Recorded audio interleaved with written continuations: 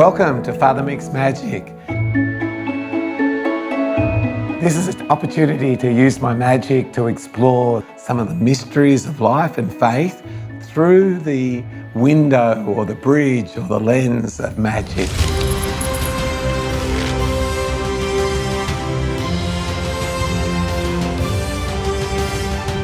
I'm Father Mick. I'm a parish priest here in Engadine in Sydney, and I've been a Salesian priest for nearly 40 years. And I've used magic throughout that time to awaken the imagination and as a pathway to see more deeply some of the great mysteries of life.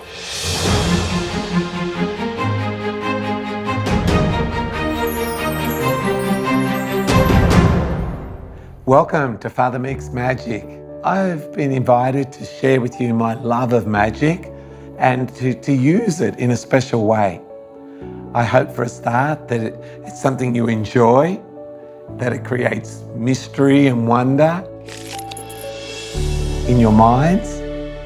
I use it because, first of all, I love it, I enjoy it, I love what it does for myself.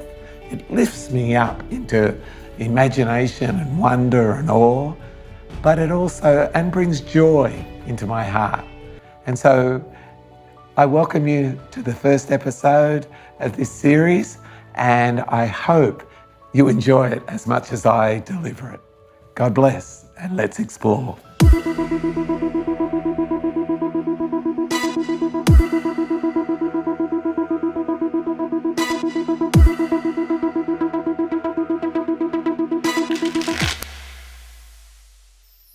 Okay, this is one of my favorite tricks. And I love it because there's so much magic in a simple rope. First of all, if I show you the rope, it doesn't look very magical. It just looks like a normal piece of rope. But the magic is in the ends of the rope. So whatever you do, don't take your eyes off those ends. James, come out here and help me. Just stand beside me. Okay. What I want you to do, James, is put your fingers on that rope there. Okay, hold on to it tight, because imagine if James has got the ends and I've got the middle. That is crazy. It's not possible. So James, what I want you to do is just hold your ends like that. No, just across the top of your hands like that, okay? And what I'm going to do, I bring the rope back around like this, and watch what happens. I just go boom like that, and it's just back to as it was. Okay? Now obviously, there must be something dodgy about the ends. The ends are dodgy, for sure. You cannot do that with a normal rope. So let's tie the ends on like that, so they don't fall off like that. We don't want them popping off like that. Now, James, using your imagination, I'd like you to get a pair of scissors out of your pocket, please. Scissors. Excellent. What a good imagination James has got. He found the scissors straight away. He's an amazing imagination. And James, what I want you to do, come across and cut that rope. Oh, you almost cut my finger as well. James, put those scissors away straight away. But he has cut the rope in two for us. He's a top man, or almost two. Okay, James, in your other pocket is a magic wand. Could you pull it out, please? Thank you so much. Top man, I want you to make the rope one. He did it in silence. He's one of those French, Marcel Marceau, for those that know. Have a seat, James. Well done, you helped. Hands up those that want to know how it's done. Anyone? Okay, now you must not tell others, okay, but I'm going to teach you I'm going to show you now how this is done. I'm using my sleeves. And I've got a complex mechanical pulley system on the back of my neck, and I'll show you how it works. I take the end of the rope and push it in like that, and I flick it up the sleeve, travels all the way along at the back so you can't see it, comes down here, and then when you're not looking, I reach in and pull it out. I'll do it so it looks more magical. You take the end and you place it in like that, and up it goes, drops out the other end. And now the ends turn into the middle. That part of the trick I don't explain to you, okay? I'll let you try to work that out later yourself, okay? So who would like to examine this rope? The non-believers. We'll let you have a look at it. All you need to do is use your imagination. Like if you wanted to, watching my rope, like that, you just can break it apart if you want to, into pieces. Now, sometimes when I'm doing magic, I'm not always telling you the truth. And it's a bit difficult for me as a priest to not tell the truth, but I'm only telling you a joke. Like there was not a complex mechanical pulley system on the back of my neck. That was a joke, Will. That was a joke. And so sometimes I tell you that I'm tying a knot like that. I'm tying a bow, and then I put the ends, if you've ever done that on your shoelaces, that creates a knot, doesn't it? That's not a knot, it's only a slip knot. It's a special magician's slip knot. And so then I put my hand on it like this, and if I pull really tight, I've turned it into a real knot. That's amazing. In fact, I made a mistake. It wasn't a slip knot, it is a real knot. Okay, so now I can undo it if you want. That's pretty boring. Or magically, I could take the knot and I could just massage it and like that, and just pull the knot off. The only thing is, the thing wrong there is that the rope gets smaller and smaller every time you lose a bit of the rope. So I can't do that Now I want you to look at those ropes. They're in your hands. They're normal ropes. They're not elastic. There's no ropes inside the ropes or anything. And I'll just grab that one here, and I will grab that one here, and I will grab that one. Now I'm going to test your imagination power. I want you to imagine they're the same size. Is it working? Wow, that's impressive. All three ropes are the same size. Now, normally people would say, obviously you guys are in your imagination, if you can see that they're all the same size, because normally people would say they're not. But if I take the ends and I put the ends together, now they're the same size, especially if you're just looking at the ends. But there are some scientists among you, and you're thinking, wait a second, the middles are different. So let's help those who are struggling with the middle to imagine the middles are beginning to change. Okay? Let the middles change while you're watching. If the middles change like that, the ends are the same, the middles are the same, so basically the three ropes are the same as well. Okay? For all of us. And we can take this rope and notice it's this size, and the second rope as well is the same size. Now, if I look closely, I don't think that's the same size. So what I can do is I can imagine that rope just changing size and becoming, now it looks like it's the same size. And the third rope is also the same size. All three ropes are the same size. The last part of this trick, I need somebody who would like to perform. Yes, come forward. Hold on to the end there like that. And what we're doing is we're tying the three equal ropes together. Okay, can everyone see? 1, 2, 3. Okay, let go for a sec. What I'm going to get you to do is, using your magical powers, hold on to those three equal ropes, hold them out in front of you like that, wave your hand over and return them to the original sizes. One little one, one medium size, a big long one, and then one big long one. Have you done it? Round of applause. I think I can sense there are some non-believers among them. They don't think you did it. So just hold any end, it doesn't matter, and drop the other, And you will notice here, you have one medium-sized rope that you have returned, and one great big long one that she created for us. Hold that. And that was the little one, and one big one. And now just take a bow to show them, thank you, everyone. And the only thing, promise me you won't tell them how you did it. Okay, good. Okay, that's it.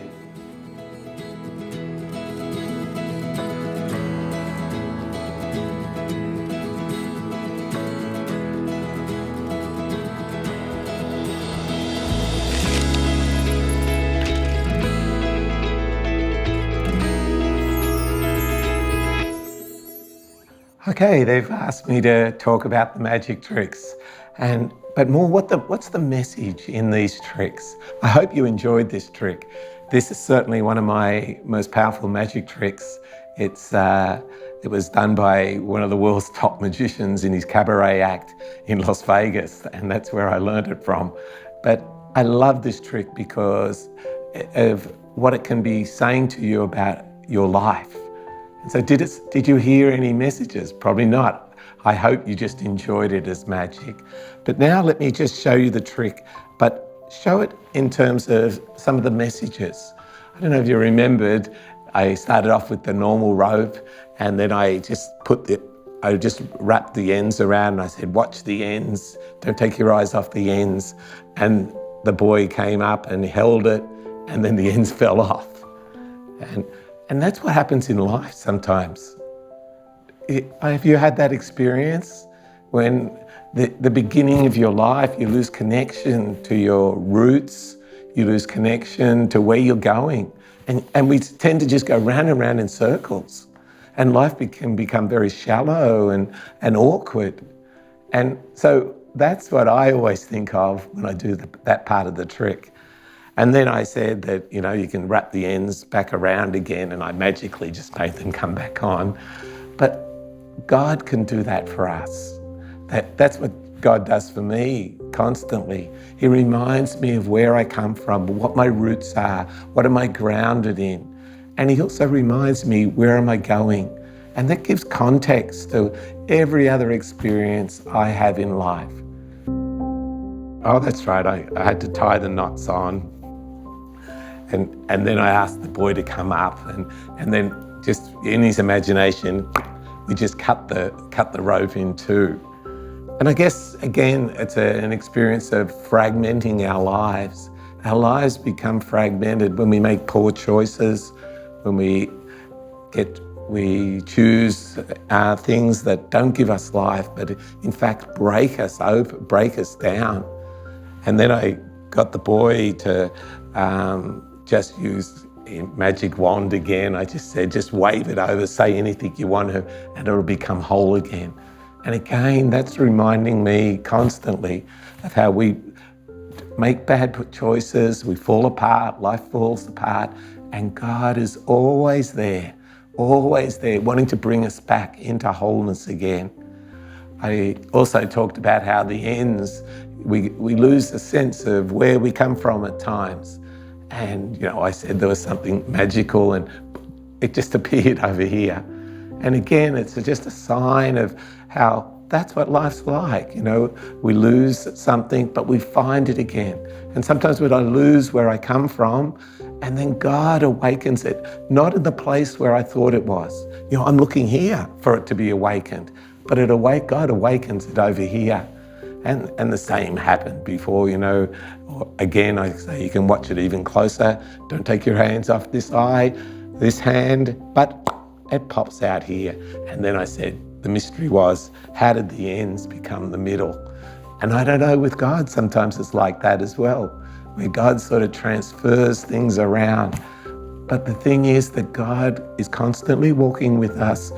When we lose sight of where we come from, God awakens it again, if we're willing to keep our hearts open and faithful to God. There was, I also had this little trick was a fun one for me, and where I was joking how, as a priest, I'm doing magic and I'm not always telling you the truth. And so I created a bow, and then I took the ends and placed them inside each other and created a pretty strong knot. And I said, it's just a slip knot. So when I put my hands here, it will vanish, and then, well, it didn't vanish. And sometimes that's what happens again. Our lives get knotted up, and our lives get very complex. And again, I see this as, again, God's able to help. God comes along and just pops the end, the knots off, and we're just back to whole again. And so constantly God's there trying to help us and guide us. And then this was a long trick, that's for sure. I had the little one and the little one and the great big long one. It's sometimes, as I say, it's a little bit harder and I had this medium one. And this one I like because, again, the ropes were in their hands, but these 3 ropes are different. And it's a symbol of how we see each other. We see, some people are rich and some people are poor, some people are strong, and we rate them that way. And I love how the dignity of the person is what God always sees. And so mysteriously, I can just grab the ends like this and just somehow, but God does it always, it just becomes one again. Or not one again, they all become equal. And this is a sign of the dignity in every person. And it can represent anything that we use to divide us or think we're divided, whether the color of our skin, the nationality, anything, wealth. But we're in God's eyes, this is what we're all like. We're all of equal and irreplaceable, St. John Paul II says. And then I said, in this last part of the trick, I invited one of the children to come, and we tied those 2 ropes together. And I said, this is what, in my mind, this is what God is calling us to. God's calling us to live in community like this, all of equal value and all of equal dignity. And we're different, we've got different cultures, we've got different intelligence, but the inner dignity of the person, that's reminding us of. And then the child then just held the ropes in her hand, I think it was, and somehow magically I said, but the way it is, back as it was, one medium-sized one great big long one, and that. And so I love that trick, and I love what it's pointing to, and I hope it awakens within you some of those deeper mysteries of your origin, your destiny, and your dignity.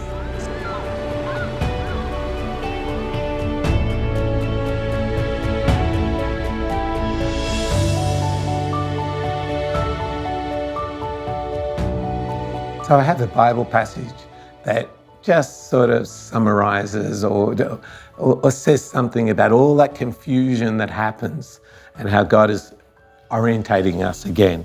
And it's from Matthew 22, verse 29. And in that passage, Jesus says, your mistake is that you don't know the scriptures and that you don't also know the power of God. And I think that's the secret. The secret is that we don't know the scriptures, we don't know what God has said, and we don't know God's power and God's majesty. And when we do, all those confusions, they will still happen because we're human. But it's God's power and God's grace that will lead us through those things. Thanks for watching, and I look forward to seeing you in the next episode.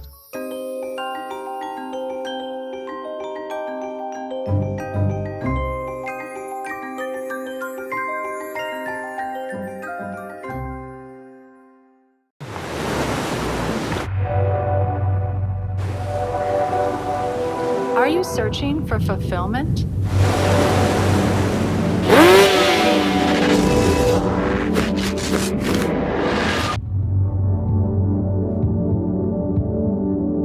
Discover true happiness. Stay tuned to Shalom World.